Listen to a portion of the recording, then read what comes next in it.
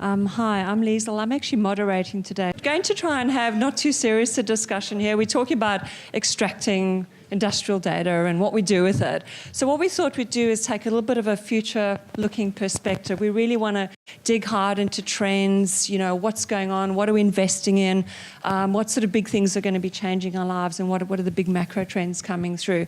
With that in mind, I actually wanted to start off just by asking the gentleman and myself to give a brief introduction, who we are, but also why do we think we've been asked to this panel and what we'd like to challenge you with today. So let's start. Yeah, no, I can start, Liesl. Welcome. I hope you guys are all having a great show so far. So, Rohit, Srivastava, I'm part of Cisco, and at Cisco, we're trying to do something very unique because when you say Cisco and analytics, lots of questions come up, right? I mean, we're known to do a lot of analytics within our bailiwick of network infrastructure and security and all that, but this is a little bit different, right? We call it connected analytics, and this topic is 100% topical for us because we think there's a huge transformation happening, right? And that transformation is about, if you will, convergence of multiple transitions.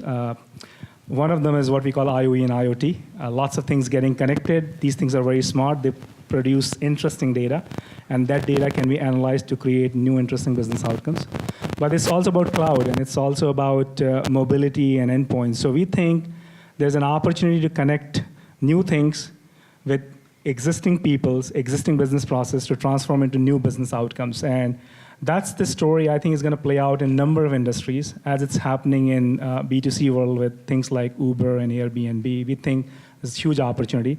And this will require a lot of refactoring, a lot of new architectures, a lot of new capabilities, a lot of innovation for folks like us. So we're trying to play our part of the journey, and I'd love to talk more about that.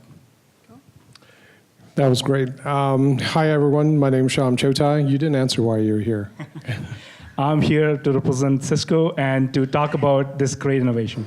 And I'm here because my boss made me. No, just, when you guys think of GE, you're probably scratching your head going, GE, data analytics, industrial internet of things, what are you guys doing? Well, the answer is a lot. We've invested about $1 billion in a facility in San Ramon, and I can answer why later. But, so we see the future of software-defined machines and data and analytics, and we take it very seriously. And we're about to double down. So just to give you a little bit of the size and scope and what my role is. So my role is Chief Technology Officer for the Power and Water business, which means I'm supposed to design, deploy, and implement industrial internet solutions, and I'll give you some examples of what that means. So for our power and water business, we have power generation services. We've got renewables, so solar and wind. We've got distributed power. We've got nuclear and water. It's about a $28 billion business for us.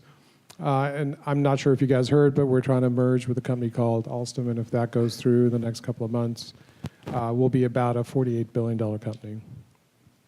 So, so I joined Power and Water a couple of months ago as part of the transportation business where I was Chief Technology Officer software there too. And we were doing the same transformation, right? So we've been in these businesses for about 100 years. Jeff Immelt, who's our chairman and CEO, invited us all to Fairfield. If you guys have ever been there, it's headquarters, it's like a mausoleum. It's pretty cool. And so I don't think the halls of Fairfield were really prepared for a bunch of software guys, right? Flip-flop wearing guys. But he made a comment that really struck us all. And he said, look, we're great at material science. We really understand our machines, and we've solved some of the toughest problems on the planet. We have a great balance sheet. We've got great material science and research and development. What we don't have is software. And so the journey that we're on is how do you bring software in? How do you get great outcomes for our customers? But really, part of this is cultural, right? So 95% of this is how do you get software DNA? So I'm hoping to share with you guys what we're doing there too. Cool. So as you heard, I'm Liesl. I've always been at the cutting edge of innovation in terms of the human side of what do you do with data. And most recently, I built an artificial intelligence company. We specialized in providing human-like customer support, virtual humans to Fortune 100 companies, but also making sense of the morass of human interaction, masses of unstructured data, and how do you get through the noise and figure out what a person really wants and deliver them an action in real time. And that company was acquired by Watson last year. And prior to that, I actually built a search engine company in Asia. We were doing predictive personalization, and key customers were Yahoo. We were ad serving for them across Asia, and Fairfax Media, who invested a fair bit of money, and I listed that on the stock exchange in 2005. So long history, but as pretty out there in the front line. I think that's why I've been asked as well, because really we have representatives, pretty heavy hitting, and very senior representatives of some companies who have been long, prestigious history. But we're seeing out there that most of our world is being changed by the application or, where technology touches human beings. So I think that's probably the first topic I'd love you to bounce off each other, which is, we have as a very sort of broad pattern, we collect data, we analyze data, we then make decisions. But then the end point of that is actually doing something, in the hands and as it touches the human. What do you think are the big trends there, and what are you guys doing about it? Yes, I can start. Yeah, so that's a great point. I think what we're seeing, and I like to use the term consumption of analytics or appification of the data, because at the end of the day, when you turn something into an application or a business process, then you start touching that end consumer, right, or end business user. So the way we have been looking at this new world of analytics is, how do we start systematizing it a bit more, where, to your point, there's data collection, there's data processing, data management, harmonization. At the end of the day, it has to meet some business outcomes. So from my perspective, what's happening is we are looking for all these business outcomes, right? For an industrial, it could be about finding new revenue stream, right? Or improving operations. Like for a manufacturing company, it's all about predictive maintenance and making sure the factory floor is running nicely and cleanly. Today, it's a very complex process, requires a lot of manual intervention, and we are thinking that by combining the power of new analytics and all the technology that is coming in terms of big data, Hadoop, we are coining a new term called edge analytics, and I'll describe that a bit more further.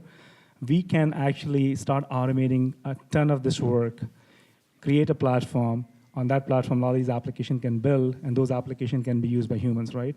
Almost like how Uber is now making something as mundane as hiring a cab pretty interesting and really short-circuiting lots of traditional processes, right? So we think a lot of that is going to happen in other industries, and we're working on architecture for that. For us, it's really about connecting humans and people, and it's about that connectedness. And what we're seeing is that, when we look across the industrial base and our customers, they look at the world as a system, not just the assets that we produce. And so, really the journey for us was, initially when we entered into this space about 4 years ago, we were thinking, okay, let's help our customers with services on our machines. And in fact, we found just a wellspring of need out there. Our customers started approaching us, and what we did was we looked around the industry. There really wasn't a hardened platform out there, right? And so we said, okay, for the industrial space, we think in terms of IT and operating technology. That was one of the last bastions where we haven't really seen an impact, right?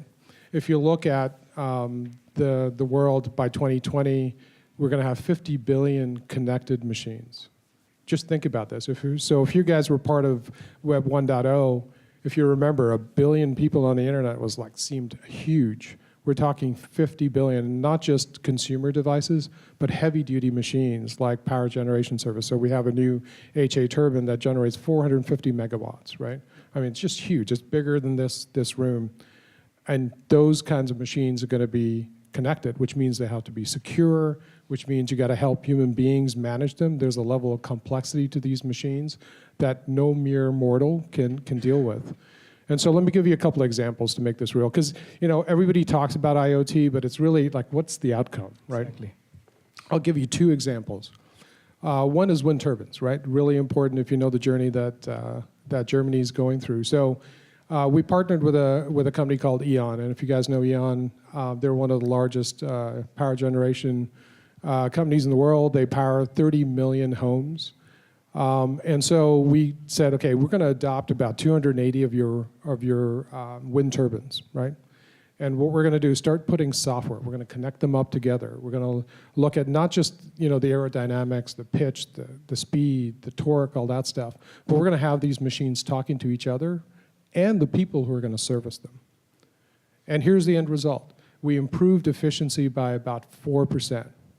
Now, we at GE always think about in terms of 1%. 4% is a big deal. So what does that mean? That meant 40,000 megawatts. Well, megawatt hours. What does that mean? That means you could power 8,000 US homes by just that 4% increase in efficiency. And if you're in India and China, because us in the US are kind of energy hogs, 25 to 35,000 homes. Which really means, if you think about it another way, in terms of capital investment, each of these wind turbines is about $2 million, right, to stand up. So that was equal to 23 wind turbines that we would have saved you from putting into place. And by the way, wind turbines also have a carbon footprint. So, huge examples.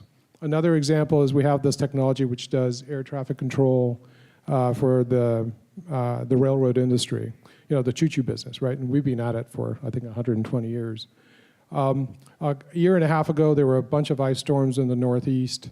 It crippled a lot of the railroads. And if you look at CSX, BNSF, Norfolk Southern, these are industries. Our economy really runs on these transportation systems.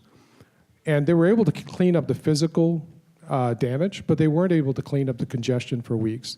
And it wasn't only until the CEO of their company mandated that they listened to the software that was telling them to do non-intuitive things did the congestion clean up in a week.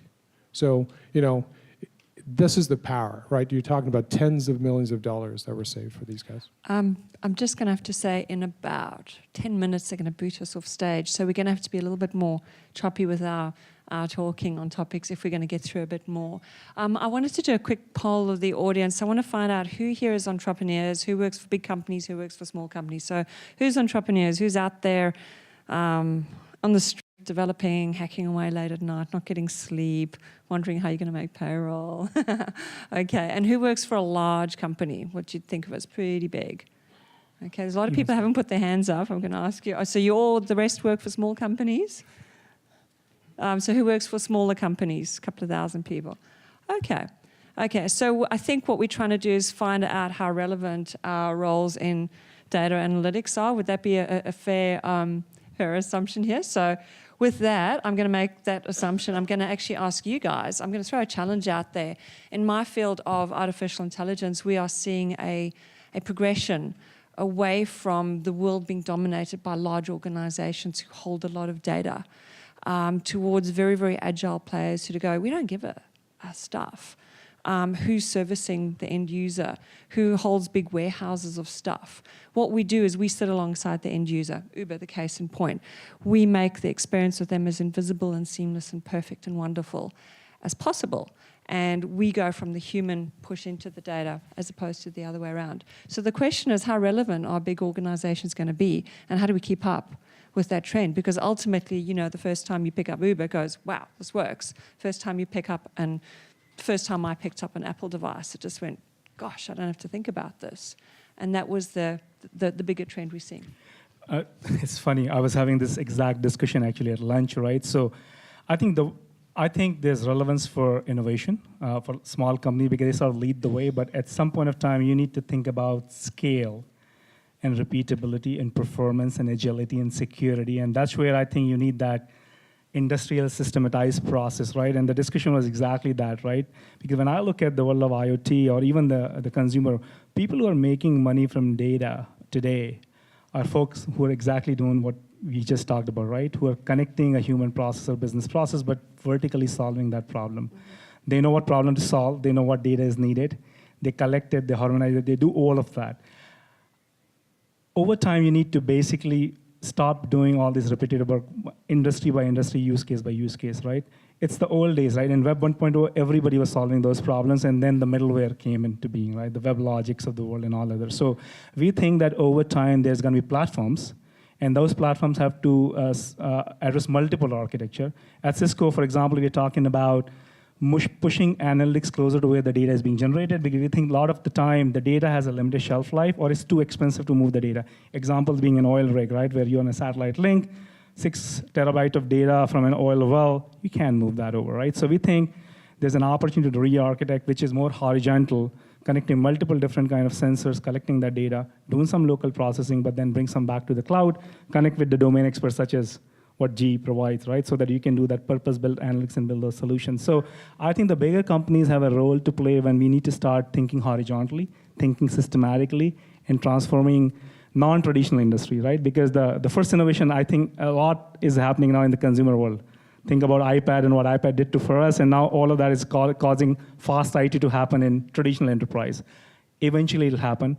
I think what I do believe is large companies have a huge role to play in terms of accelerating this thought process and really talking about this economic value that I think you talked about, Sham, right? And our company have a similar number, right? We got $20 trillion dollars of economic value over the next 10 to 15 years. It's not going to happen by these one-off innovations. Okay, 4 minutes and counting, and I've got 2 more questions. And still. so, yeah, sure. I think she was referring to me in my long-winded answers. Oh, no. So, here's what I'll say. Look, I think there's enough room for everybody. When you think about the century, at least the way we think about it, there's a lot of volatility going on right now, across the world. The big problems that we're trying to solve are around energy, water, healthcare, education, and security. I mean, these are just fundamental problems. And we've started investing in companies. We thought, look, we'll probably invest in Series D, or mezzanine-based companies. We're actually seeding the marketplace with a lot of investment. So it's not just the big investments like Pivotal that we did for over $100 million. It's a lot of smaller companies as well. And look, I think you need the innovator's dilemma is alive and well in big companies, but you also mentioned big companies in your question, which was Apple and IBM and others, right? True. So I think that what we're changing as a culture isn't just software, guys. It's about how do you become more innovative. And so we actually, you guys have heard of GE and Six Sigma. Well, we've taken that and also started something called FastWorks within the company. And we talk about it, not just our GE beliefs, but we also talk about that in our annual reports. And that's really important. That's about innovation. 95 out of 100 ideas look great on paper. Mm-hmm. Those 5 that make it are all worthwhile. And we're now an open source company. We're contributing to Cloud Foundry. So I think, we're embracing the open world, right? We also know that there's enough room for competition. So I think we have time for one more. And what I'm going to do is I'm going to mash up a great question from the audience here. I'm going to rephrase it, and then I'm going to give you an opportunity to give a key takeaway to the audience. So the question is, what areas of opportunities would you recommend for entrepreneurs? Now, given there's a lot of people here who work for organizations who are really trying to explore how do I become a leader or a thought leader in my organization? How do I help my team better define the future? So I'm going to rephrase this as a question. If you had your manager or your company said to you, you know what, I'm actually going to give you a big fat bonus this year. It's going to be $1 million. But you don't get to take it home and, go to France or whatever. You have to invest it in a company to really accelerate them, or a technology or a sector or a something. What would that be personally? And then how would you make that your key takeaway? I think, Liesl, the first thing I was going to say is, can you be my manager now? I can use that $1 million, right? So very frankly, there's so much innovation, right? And just to tack on the fact that innovation obviously goes, big and small has to coexist, right? So we talk about entrepreneurship and residence program and all this investment and all, right? For me, I think there are many spaces, but I think there's value in investing in what I call machine learning. Machine learning in all format, right? Small form factor that you can push closer and closer to where the data is being generated, but also machine learning in the cloud tied to domains. So that's one area I think there's a lot of innovation. But if you are just, obviously, if you're within an enterprise working, I would say think data and data-driven decision making, right? Orient yourself and look at your current business and say, what can you do with data? And think about it. There's lots of material out there. Just think about data-driven decision making and get some experience with the technology, right? So those are the 2 things I would say. So can I ask a question to your question? So when you say invest $1 million, does that mean externally only?